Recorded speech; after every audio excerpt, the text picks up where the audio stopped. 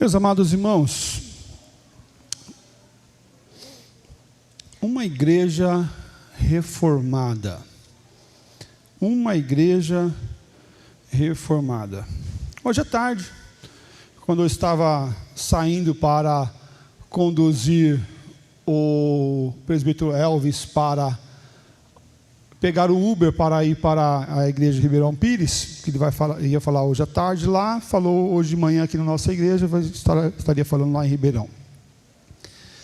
Ao passar no hall de entrada do nosso condomínio, estava lá algumas crianças fantasiadas pedindo doce nos apartamentos. Óbvio que não bateram no meu apartamento, né? Infelizmente, não bateram no meu apartamento para pedir doce, porque poderia ganhar um presentinho no Evangelho do Senhor Jesus Cristo. Assim fazem, pedindo doces ou travessuras. Doces ou travessuras. Mas, também no mesmo dia que é comemorado o Halloween, é comemorado a Reforma Protestante, que irá, não é hoje, mas é no dia 31 de outubro. Dia 31 de outubro. Dia 31 de outubro, nós comemoramos 506 anos da Reforma Protestante. 506 anos da Reforma Protestante. Dia 31 de outubro de 1517, Martim Lutero fixa as 95 teses na porta da igreja de Wittenberg. Ele desafia a igreja a um debate público sobre as práticas da igreja que ela estava vivendo naquele momento. Esse evento do fixar as 95 teses, ele quer e ele desafia a igreja a debater publicamente na praça aqueles 95 pontos. Não era um edital para que todos pudessem ler o que ele pensava, porque nós estamos falando em 1517. Quantas pessoas eram letradas em 1517? Quantas pessoas sabiam ler em 1517? Pouquíssimas pessoas sabiam ler, apenas o clero, apenas as pessoas de alta sociedade, e algumas delas ainda, mesmo assim, não sabiam ler. Apenas aqueles que eram dotados de ensino. Então, quando ele coloca as 95 teses na porta da igreja de Wittenberg, ele está desafiando a igreja, naquele momento a igreja, para um debate, para falar desses 95 pontos e debater teologicamente esses 95 pontos. Somos uma igreja, sim, reformada. Somos uma igreja com desafios reformados. E ao falar de uma igreja reformada, pensamos a Bíblia e olhamos a Bíblia de uma forma que leva a 5 pontos: sola as Escrituras, sola fides, sola gratia, sola Cristo e só a Deus damos glória. Somente as Escrituras, somente a fé, somente a graça, somente Cristo e somente a Deus a glória. Somente a Deus a glória. Nesse compêndio de pontos, eu quero me deter no somente a fé. Uma igreja reformada crê fielmente que a Bíblia é suficiente, somente as Escrituras. E é o texto de 2 Timóteo, capítulo 3, versículos 16 e 17, fala assim: toda a Escritura é inspirada por Deus e útil para o ensino, para a repreensão, para a correção, para a educação na justiça, a fim de que todo homem de Deus seja perfeito e perfeitamente habilitado para toda a boa obra. Pedro já fala da seguinte forma: porque nunca jamais qualquer profecia foi dada por vontade humana, entretanto homens santos falaram da parte de Deus, movido pelo Espírito Santo. Temos vivido em tempos onde a Bíblia é questionada, Temos vivido um tempo onde a Bíblia tem sido falada, aquele livro antigo, ultrapassado, aquele livro da capa preta que é retrógrado, tem que mudar a Bíblia, ou alguns falam até atualizá-la, porque sentem que ela está desatualizada, desconectada com o tempo. Não, pelo contrário, a Bíblia é a palavra de Deus e ela não passa, ela não acaba, ela não tem por que acabar, porque ela é a vontade do Senhor para os homens, e Deus não acaba e Deus não muda. Muitos gostam de livros, mas muitos têm deixado de ler a Bíblia, o livro da capa preta, porque ele fala dos seus pecados, ele denuncia os pecados. Muitos não gostam da Bíblia, muitos que têm questionado a Bíblia e até feito pontos para mudar a Bíblia e para corrigir a Bíblia, sendo que ela não precisa de correção, mas muitos têm trabalhado por isso nesse tempo, porque a Bíblia mostra e condena o pecado do ser humano. A Bíblia mostra e revela, desnuda o que nós estamos errando e como nós estamos vivendo e o que deve ser alterado em nossa vida para agradar ao Deus da Bíblia. O grande problema nesse tempo é que muitas pessoas querem se agradar, querem apenas uma palavra para alimentar o seu ego, para fortalecer a sua alma em uma palavra motivacional. Vai lá, você consegue. Vai lá, você é importante. Vai lá, Deus te ama, porque Deus é amor. Mas a mesma Bíblia que diz que Deus é amor, é a Bíblia que fala que Deus condena o pecado e que Deus não ama o pecado. E a Bíblia fala que nós devemos confessar nossos pecados, porque aquele que fala que não tem pecado nenhum, a si mesmo está se enganando, e a verdade não está nele. A mesma Bíblia que diz, que fala que Deus amou o mundo de tal maneira, é a Bíblia que condena o pecado, que condena o pecador, que continua vivendo em pecado e que quer a alteração das nossas vidas. Em uma cultura humanista, a Bíblia pode e sempre será um livro não desejado. Em uma cultura onde o ser humano é o mais importante, a Bíblia nunca será um livro desejado e amado. E muitas vezes até pelos próprios crentes, até pelos aqueles que dizem ser cristãos. Ah, mas a Bíblia diz isso. Não, mas a Bíblia não é muito relevante para isso na minha vida. Eu penso e eu acho que deve ser assim. E aí vem o primeiro questionamento dessa noite, entre o eu acho, o teu achismo, o meu achismo, e a Bíblia, o que permanece?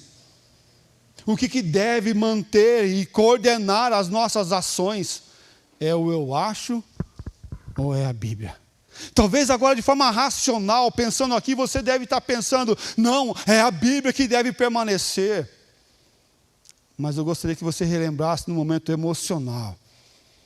No momento que você ficou irado, no momento que você ficou nervoso, no momento que você foi pego de surpresa, no momento onde a tua pressão abaixou, parece que o céu, a terra se abriu e parece que tudo aconteceu de errado. O que dominou naquele momento?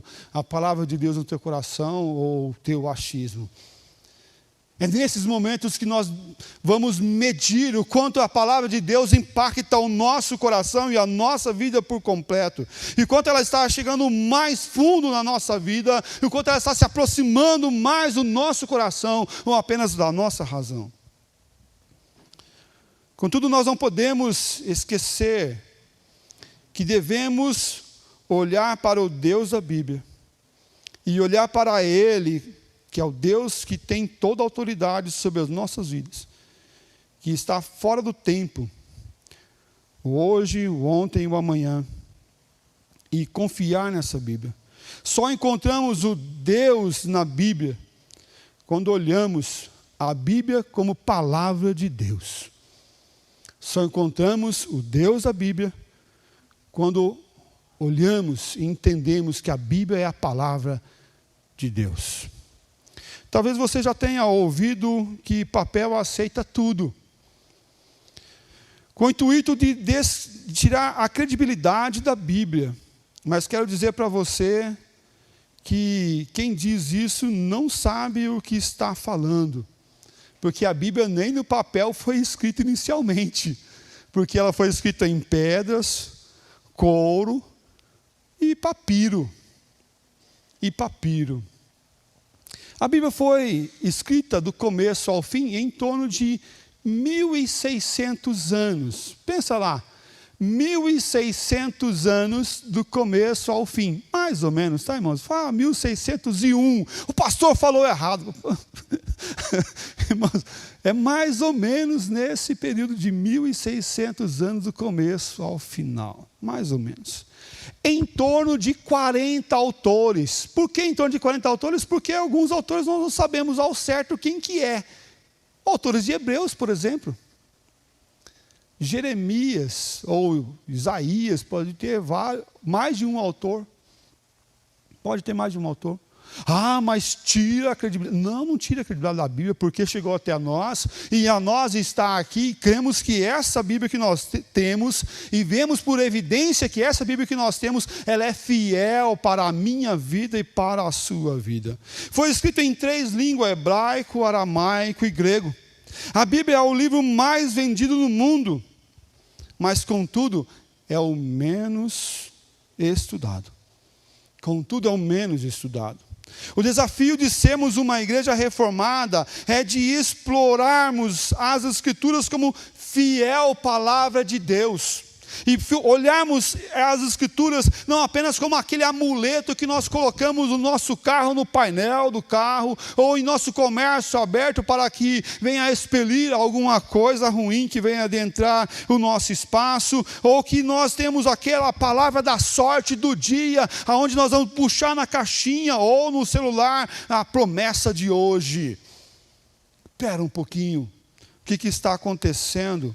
Uma igreja reformada é aquela que explora de forma fiel a palavra do Senhor, e como aqueles bereanos olham e conferem o que a Bíblia diz, se o que está sendo falado e anunciado no púlpito ou nos estudos é fiel àquilo que a palavra do Senhor Deus nos dá.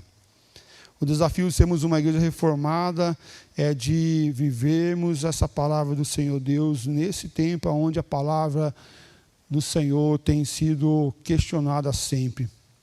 Deus inspirou os seus servos para esses falarem e escreverem a Bíblia.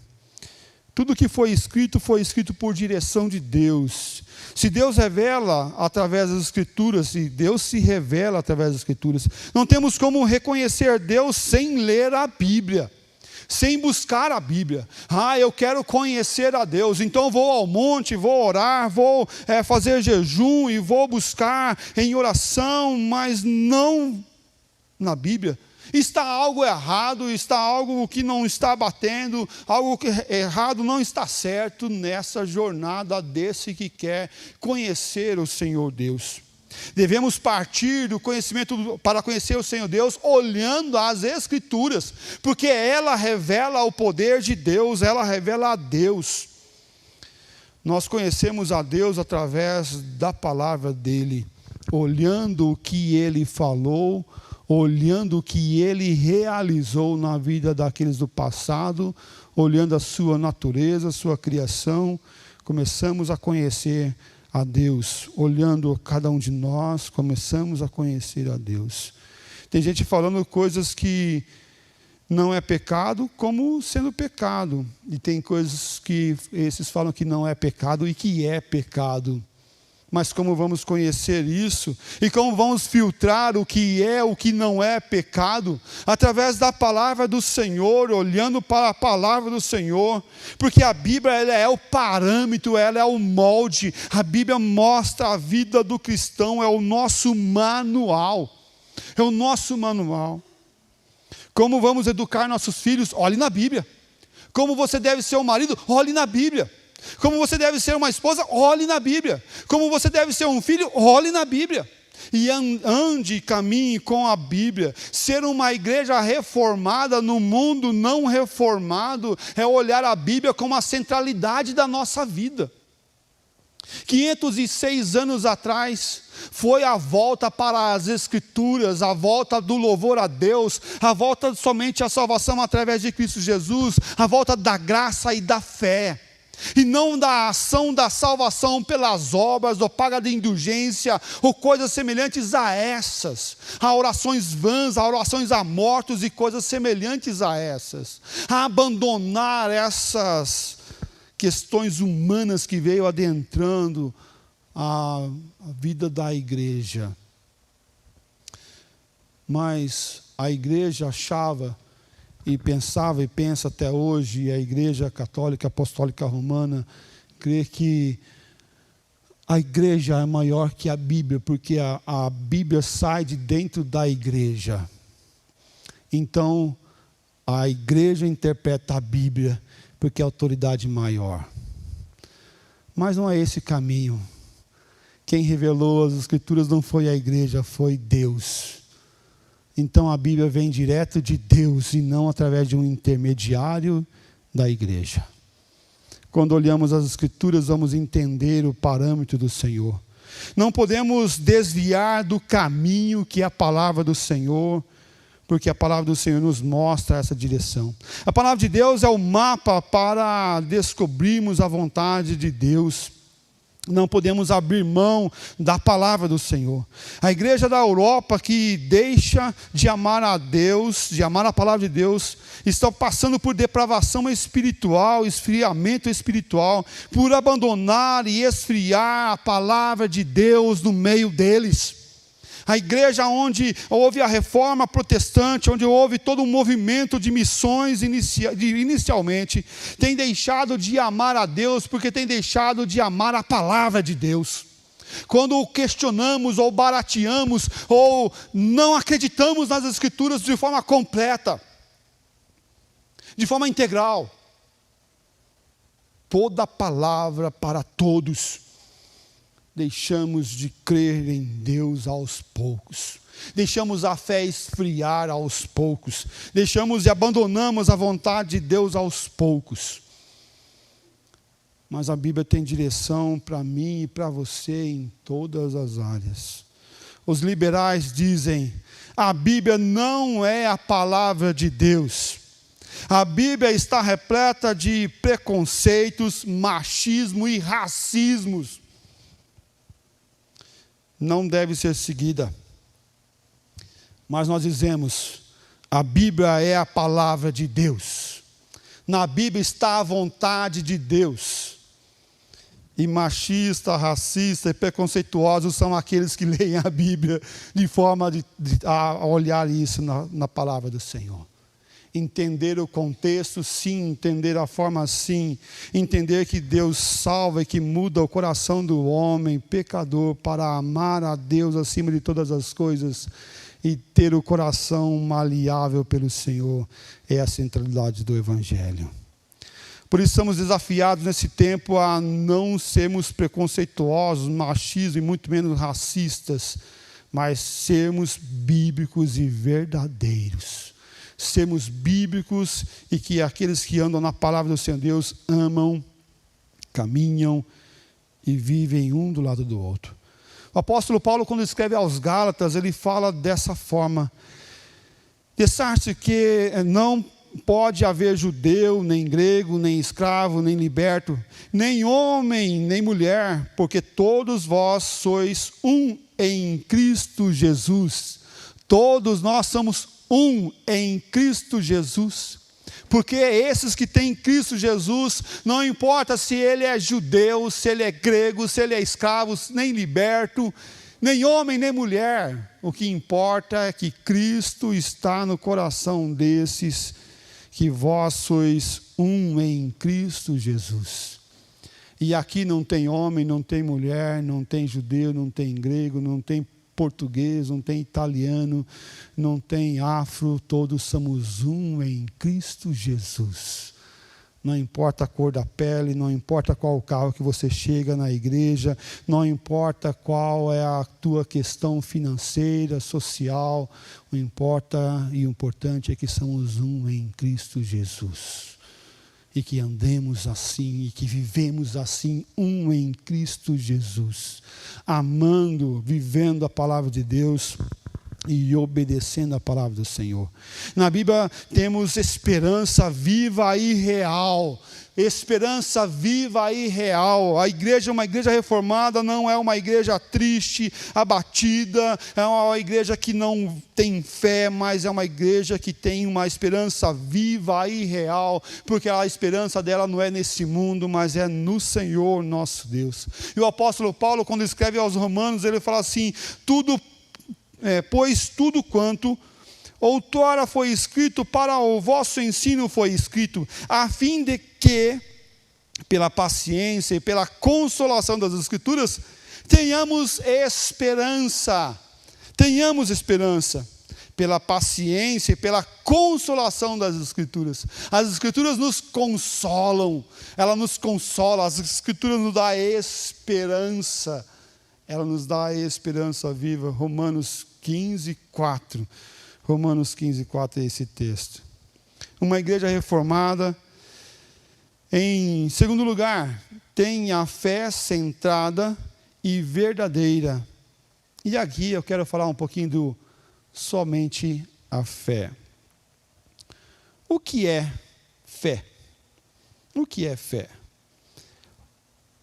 Paulo, quando escreve aos Efésios, no capítulo 2, versículo 8, fala assim: porque pela graça sois salvos, mediante o quê? A fé. E isso não vem de vós, é dom de Deus. E aí a gente fala assim: eu tive fé. Você teve fé ou você recebeu fé? Você recebeu fé. Porque pela graça sois salvos, mediante a fé. E o que acontece com a fé? A fé não vem de vós, não vem de você, é dom de Deus. O que é fé? Fé é a adesão de forma incondicional e uma hipótese que a pessoa passa a considerar como sendo uma verdade. Definição da Wikipédia. Sem qualquer tipo de prova ou critério objetivo de verificação. Pela absoluta confiança que se deposita nessa ideia ou fonte de transmissão. Para muitos, fé, tem vários tipos de fé. E para muitos, essa fé aqui é uma fé com hipótese, é uma fé não com uma certeza, é uma fé mais ou menos. Mas, olha só, vamos pensar um pouquinho sobre a fé. A fé de coisas e objetos. Eu creio que eu tenho fé que amanhã vai fazer sol, porque eu preciso que seque a roupa lá, eu preciso que tenha sol, porque nós vamos fazer um passeio, então eu tenho fé que vai dar certo. Fé em alguma coisa. Eu tenho fé que o meu carro não vai estragar ao fazer uma viagem, que a roda não vai cair mais, né? Eu tenho fé que tudo ficou de acordo. A fé na religião, eu tenho fé na minha igreja, eu tenho fé na religião dos meus pais, eu tenho fé. A Bíblia fala até de fé morta, fé vazia, fé sem fundamento, a fé em milagres. Eu tenho fé para ver milagres. E aí nós vemos Tomé, precisa ver para crer, e o Senhor Jesus vai recriminar ele de forma muito dura, e verdadeira e justa, por não crer no que ocorreu. A fé salvadora é aqui que devemos estar. Nós somos salvos pela fé salvadora.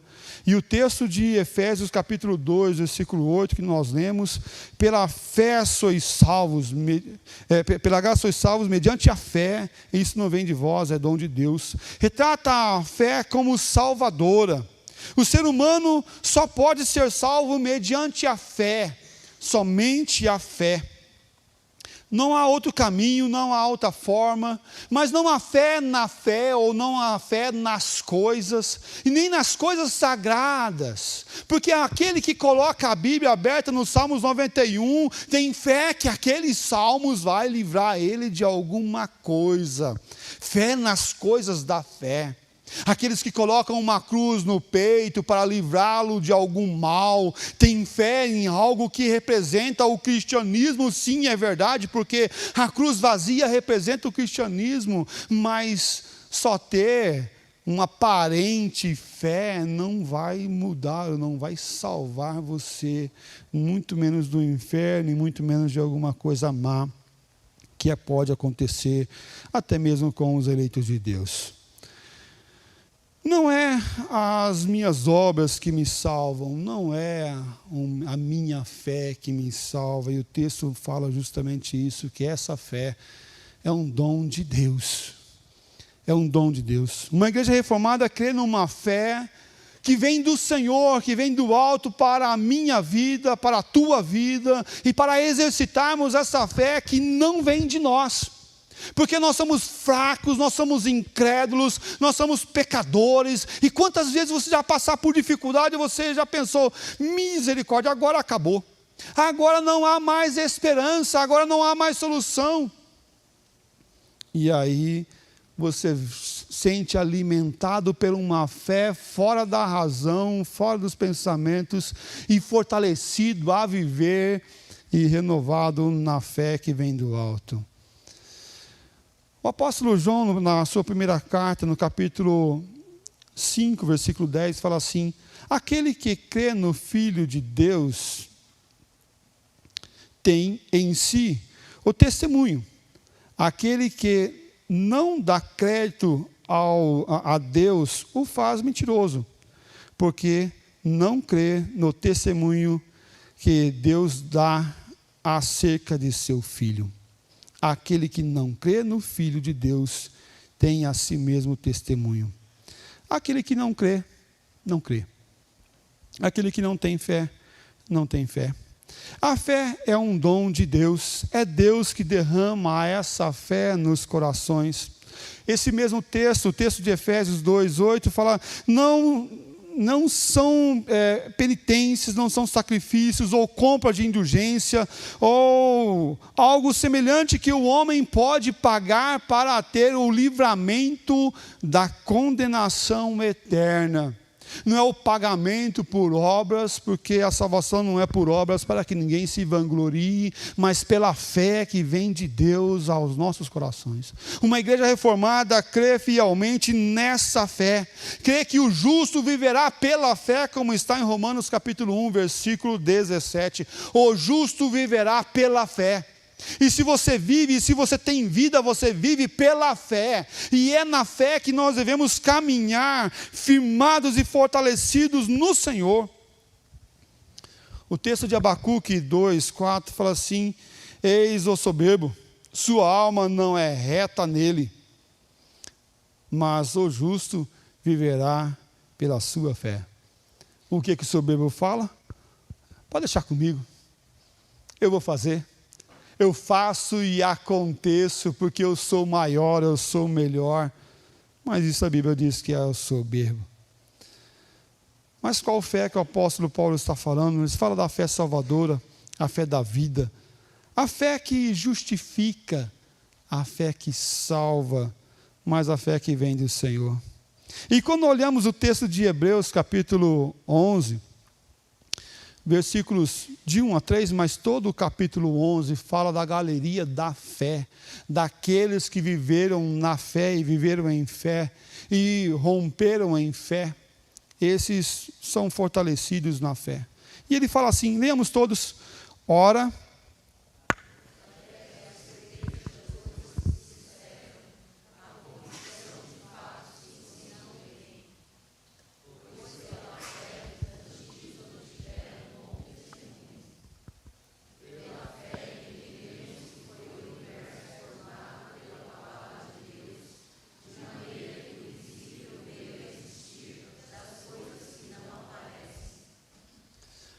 amém.